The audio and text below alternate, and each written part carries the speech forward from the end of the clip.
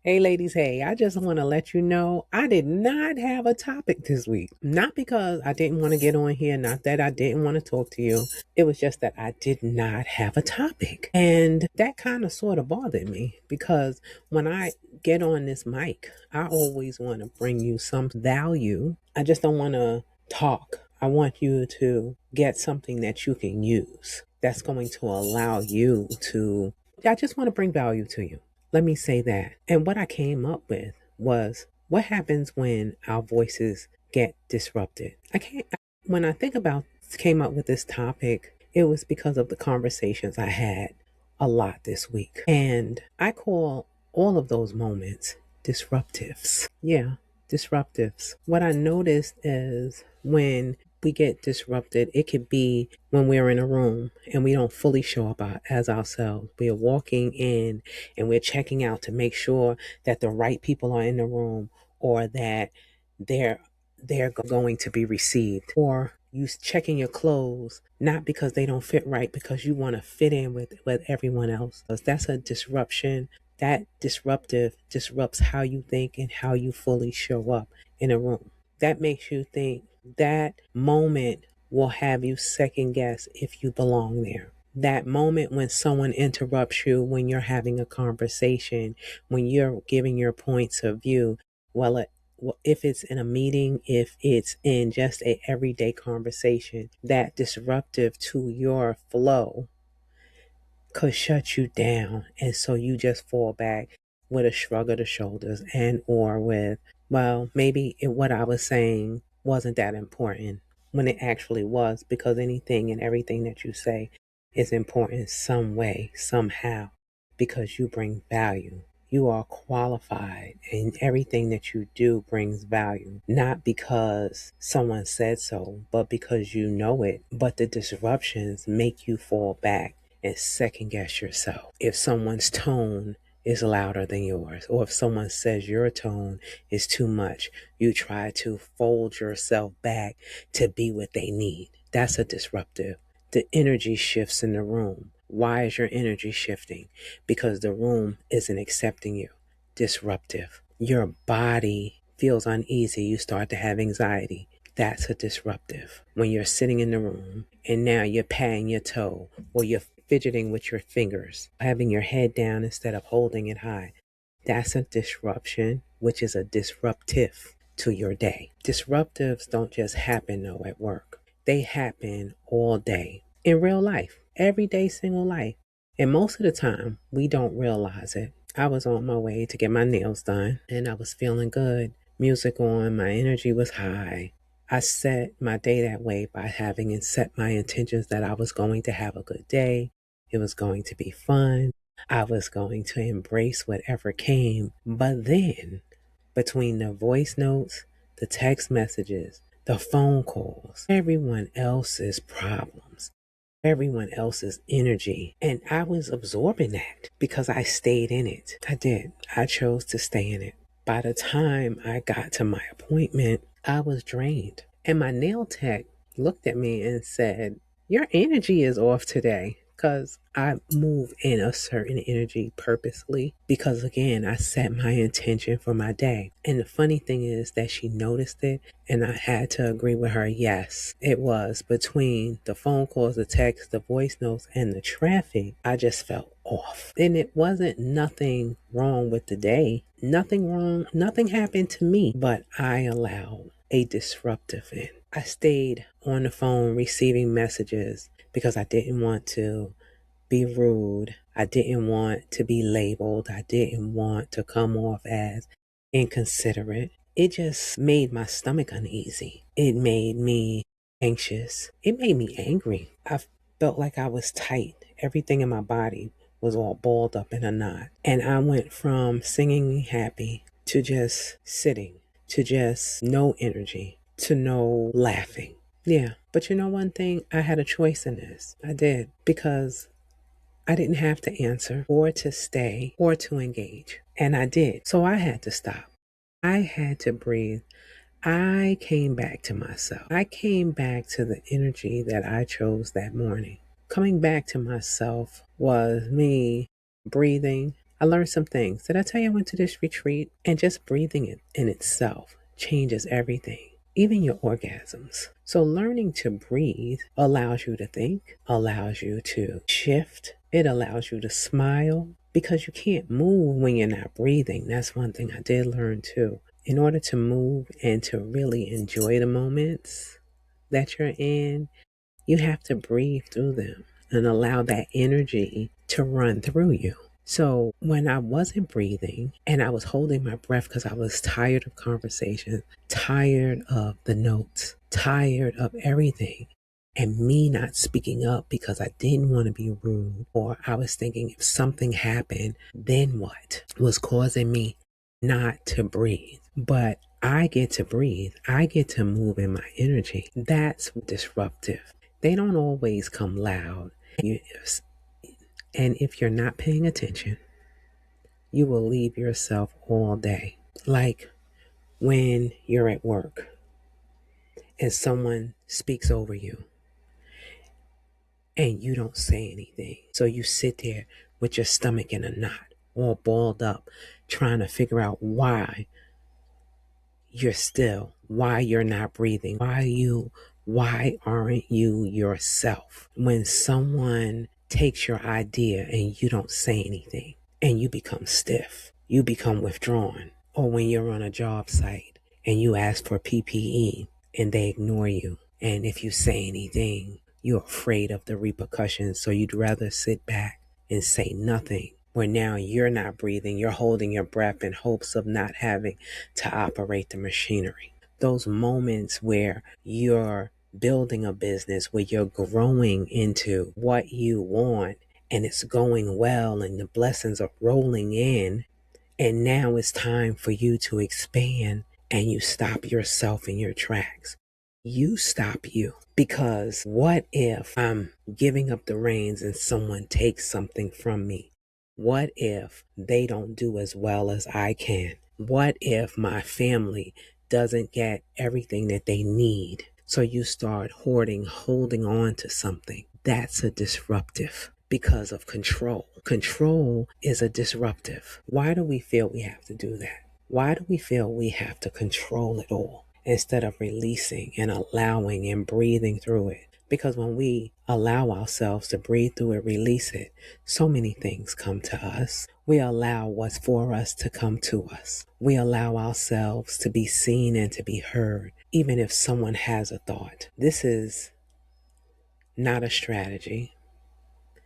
This is allowing you to lead and to breathe and to enjoy everything that you've worked for, everything that you deserve. So making a decision to allow yourself to be you, to allow yourself to hire new people, to allow yourself to speak up in a room that you aren't sure you're supposed to be in, even though you're there, even though you were invited there, wasn't just strategy. It was you resisting the need to control. That's the shift. That's what releases you. And it can happen just that fast if you allow yourself to breathe. For me, this didn't start in business. This started earlier. Being told to be careful, being told to be quiet, learning how to move so I could be safe. And you don't leave these things behind. It shows up later in how you use your voice. I grew up with my parents and everyone wanting to keep me safe. My dad, he taught me to be quiet because for me, a black young girl growing up in the 70s, it wasn't safe to have so much energy, so zeal, always wanting to have an opinion, a thought, and voicing it so loudly. So he taught me to calm down, relax, and keep my stuff to myself. That allowed me to manage my voice. My mother wanted to protect me because I was a healthy little girl. So I wore girdles to protect my shape, to keep my butt from jingling, as she would say. So it showed me not to show up as my full self, only parts of me, because if not, someone could mistake that as me being fast, me having too much mouth, and they didn't want me hurt, but it taught me to suppress who I was. But at some point, something had to change. I had to stop asking, is it okay for me to be me? Stop asking everyone else who I should be. Because asking other people what I should do, how I should do it, kept me still. It kept me lost within myself. Because when I look back over that freedom that I feel of fully stepping into it, releasing it into the ocean, releasing it into the air of everyone else's thoughts and opinions of how it should be. And I just live for me. And I just enjoy being who I am, showing up with my full energy, with my big laugh, with my jokes that sometimes no one gets but me. And I'm okay with it. It gives me joy. Joy that I lean into in those days of uncertainty that will help me realign with this amazing human that I've become. And doing that, it allowed me to step on stages. It's allowed me to help other women to step into their full potential, to allow them to trust themselves, to give them the anchor that they need so that they're no longer looking for validation. How do you start trusting yourself is the question many of you are probably asking yourself. You do that by just taking a breath, recognizing that you don't have to be like anyone else, trusting and knowing that this world was not made with you in mind, and you still get to move. You still get to walk upright. You still get to be strong. You still get to be beautiful. You still get to be vivacious. You get to be unapologetic. That's when the things in your life move. That's when you shake differently. That's when you're not worried about the wiggle or the jiggle. And it gives you joy just to have those things. The 4 DisrupTiFs. Interruption is a DisrupTiF. When you get cut off and you don't come back. That's why so many women leave certain jobs, or they quit showing up, or they look for someone else to stand in front of them to speak for them, because that's where they feel most comfortable. But when I talk to these women and we do the work, it's always what they wish they would have said, what they wish they could have done differently in that moment. But it's not too late, because you can have a voice. You can speak up. You can do it different. That was just an experience. And in that experience, you learned something. So now you have the right to do it different. Just because it happened, that does not mean it owns you or controls you. It means that that's that thing that happened. And you know it, and you see it now, and you take full responsibility, and you allow yourself to move forward. Doubt is a DisrupTiF. When you know you're doing the right thing, when you know you're saying the right thing, and instead of doing it, you're quiet, or you start over explaining. You soften your voice. Remember, we spoke about that earlier, softening your voice so that you won't be seen as aggressive, when in all actuality, you're being assertive. When you start looking for approval, like, good job, validating who you are, that's a DisrupTiF, because it seems like then you're checking before you trust yourself. You already know the answers. Trust you. You're looking around. You don't have to do that. Look within. And the 4th DisrupTiF is control. Wanting to control it, to make it right, to keep it going, when you can only control you. You can't control everything else or other people.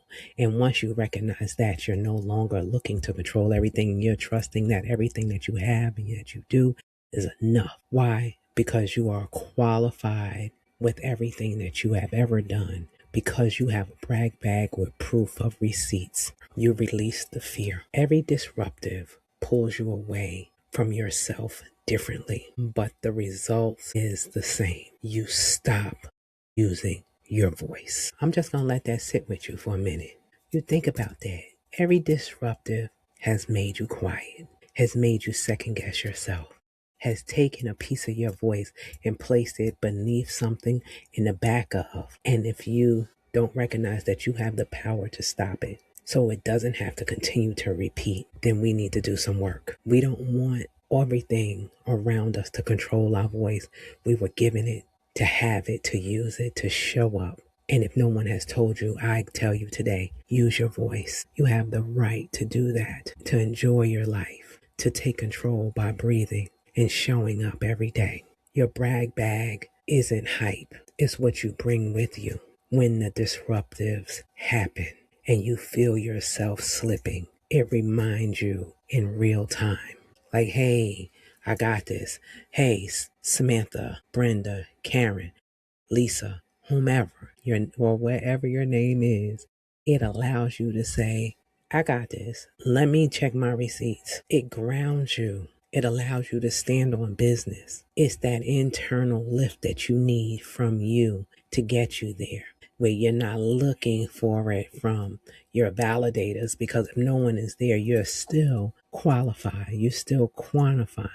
You're still the right person for every area in your life and every experience and expertise that you have. It's not about the confidence. You can be confident and still go quiet. It's about what you do when your voice gets challenged. When someone says you aren't good enough, you take a breath, you speak up. When someone asks you if this is what you really want to do, you take a breath, then you speak up. When you feel you have to control things, you take a breath and recognize that you've done more than enough. You've already showed them, you've already told them, and what you've done is enough. When someone interrupts you, you have the right to pause the conversation. When someone says you're too much, you have the right to disagree, because those are disruptions to your voice that keeps you from being anchored, from keeps you from being grounded, that keeps you from being rooted, and you do not have to agree with that. We've been taught as women to agree with, to allow.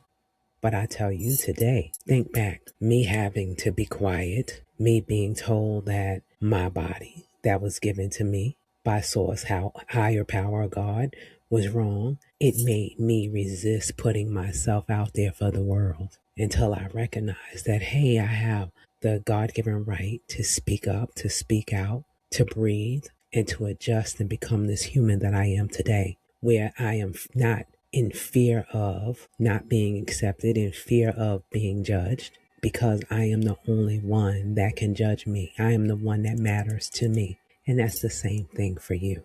You don't need permission. You need to decide what you're going to do the next time a DisrupTiF shows up. If this episode spoke to you, I want you to pay attention this week. Notice the moments where you start pulling back, where your voice gets quiet, where you second guess yourself. That's the DisrupTiF. Don't ignore it. Stay with yourself for a minute. Sit with that. Allow yourself to digest it. If you're ready to go deeper, you already know where to find me. And if this helped you, share it with someone who needs to hear it. I will talk to you next time.